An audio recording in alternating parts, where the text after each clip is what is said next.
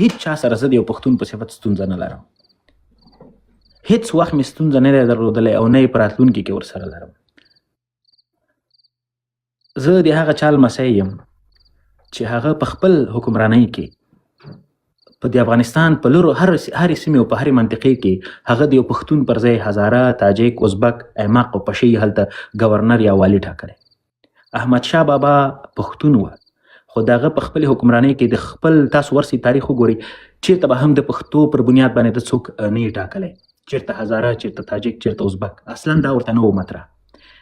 ځکه خو قصه د یوې وړې جغرافیې نه تر امپراتورۍ پورې ورسېدله، ځکه چې هلته د ټولو افغانانو یو واحد نظر موجود درلوده. اما نن ورځ په افغانستان کې 40 میلیونه افغانان دي، دو سره جوړ نه راځي. دلیل یې څه شی دی؟ یو د بل ورکول مو راپسې اخیستي دي. دا ځوان چې نن ستا په لایف کې ناست و دا وایي چې زه ټول افغانان ورکوم، یعنې څه شی؟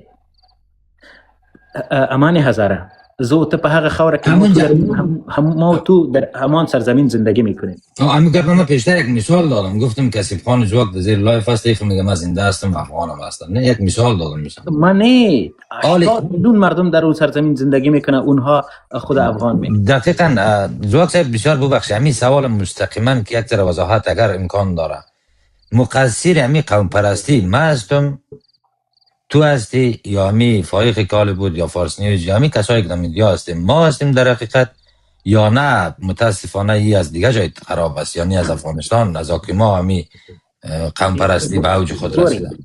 البته من یک اشاره بکنم، در راپور سازمان ملل اگر مطالعه بکنید، این سازمان ملل نمی 2-3 روز میشه یک راپور مستقل گفته از دوران از اینکه در همین 5 سال از اینکه طالبان که مثلا در افغانستان قوم پرستی در افغانستان به اوج خود رسیده، یعنی تایید سازمان ملل است، ما نگفتیم، اون در راپورش نوشته هستن. ګورئ د څو خبرې کوم. لومړی خبره چې د افغانستان په دننه کې هیڅ قوم له بل قوم سره ستونزه نه لري.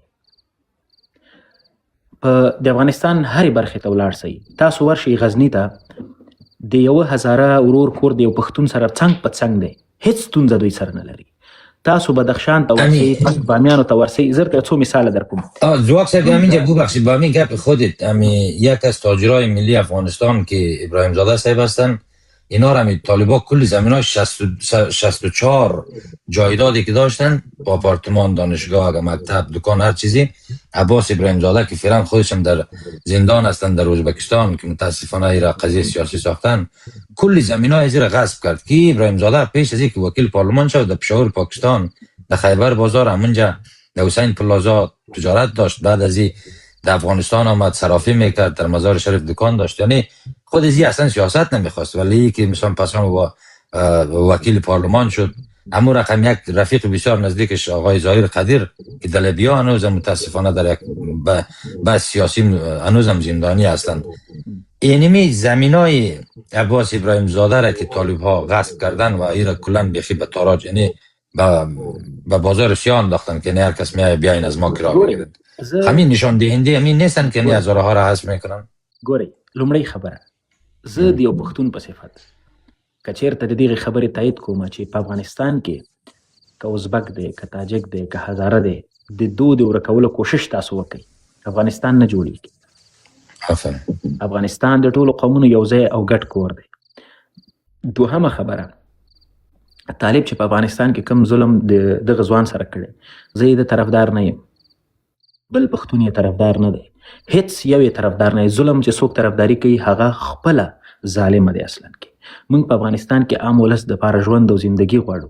خو دغلته یوه نقطه غواړم درته ویم، که یو څوک راځي د افغانستان په نوم، د افغانستان په تاریخ، په افغانیت او په پښتو او زما په تاریخ او زما په مسایلو غږیږي، بیا تر ټولو زیات متعصبه زه یم. بیا په دې افغانستان کې په خدای که دغه طالب ورته ځای ورکړي، دغه طالب چې نن یې زه خپل دښمن ګڼم، بیا دته زه وایم چې دغه سړی زه خو در سره فکري اختلاف لرم، خو دا درنه ژوندی درنه تیر نسي. باید په افغانستان کې یو ټوټه ځمکه ورته پرېنږدي. څوک چې د تا په تاریخ غږیږي، څوک چې د تا په وطن غږیږي، څوک د تا په هویت او ستا په کلتور غږیږي، باید له دې وطن نه وشړل سي او دا فل حال چې په افغانستان کې کوم حالت روان دی او په کوم ډول باندې چې په میډیا کې دغه څو تنه لګیا دي دا کیسې شروع کړي دي خراسان دا او کش دا او بګیر دی سړی ته ورسه یو ځل مخامخ کینه طالب ته دا خبره وکړه چې در سره څه کوي نه سي کولای خو یو نقطه غواړم یو خبره غواړم وکم امان هزاره په دغه میډیا باندې ډیر ځوانان راغلل ډیر چا ځان ته د شهرت در رسولو لپاره باشه نمیز چند صحبت هم در زبان دری بگویم. بسیاری از دوستای ما که در سوشل میدیا آمدن به چند دلیل. یک شامت خدا میخواست خراسان بسازه، دیگه شامت من هزارستان میسازم، دیگه شامت میگه من افغانا را از افغانستان میکشم. خوب گپای خوب زیاد زد، مردم احساساتی کرد، قام خود نزدیک خود استاد کردن. در آخر روز چی کرد؟ من به حیث یک پشتون تا هنوز در همین سوشل میدیا یک حرف را گفتیم که بیاین چاکلیت مرا بخرین، گفتیم که بیاین تیشرت و جمپر مرا بخرین، چون که این وطنم است، به خاطر وطنم صحبت میکنم. بدون وطن نه تجارت است، نه بزنس است و نه کدام گپ دیگه.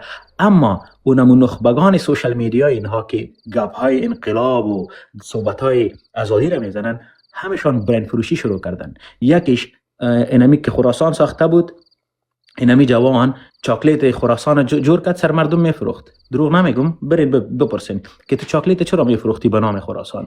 دیگه جوانش آمد میگه من افغانیت از زیر سوال میبرم فلان فلان، گفت آخرش میفهمی چی کرد؟ برند دریشی را جور کرده بود، میگه به دریشی مرا بپوشین که بسیار اینموت با متمدن معلوم شون. سیریسلی اینمی حیثیت این مردم است.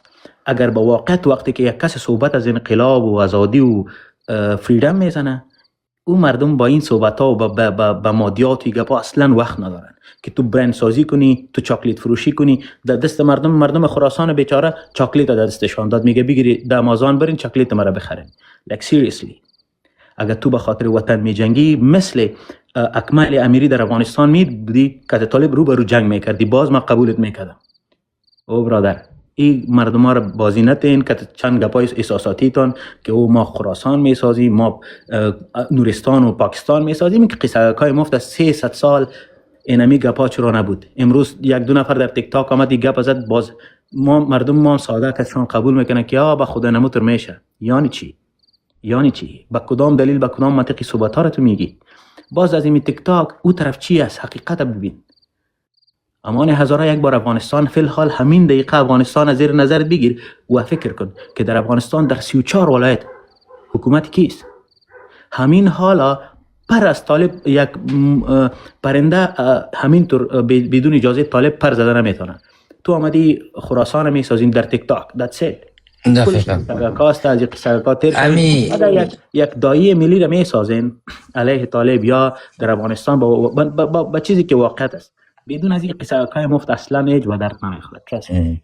همین یک اکثرت قوما دوستایی که خصوصا قومای خود ما مردم هزاره همین کاری را که طالب ها در حق ابراهیم زاده صاحب چون هم وکیلشان است، هم یک تجار ملی هستند و همین زمین ها و خانه هایشان که غصب کردن، نظر یک جوان پشتون میخوایم بشنوم به زبان فارسی اگر لطف بکنید. نظر خودت چیه؟ ظلم هست اگر با واقعیت همین کار را در حقشان کرده، این ظلم است. باید به ظلم نگفته شود و اگر پشتون از هزاره است، تاجیک است، هر کسی هست به مقابل همین تو ظلم باید استاد شود. ما شخصا 4 سال 4.5 سال در همین سوشل میدیا علیه طالب صحبت کردیم و بازم صحبت میکنیم و ما همین حالا برای 1 دقیقه راحت باشه.